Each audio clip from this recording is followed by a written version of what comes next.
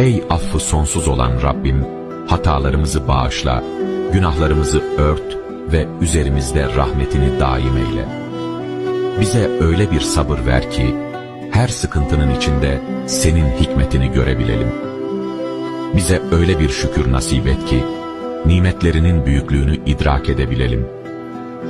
Rabbim, bizi üzen her şeyden uzaklaştır, ruhumuzu daraltan her bağdan kurtar ve bize kalplerimizi teskin edecek dualar ilham et.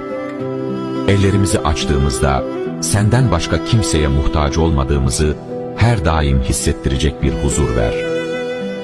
Ey merhametlilerin en merhametlisi! Duamızı kabul buyur ve bize öyle bir iman nasip et ki, ne sıkıntılar bizi yıldırsın, ne de zorluklar bizi senden uzaklaştırsın.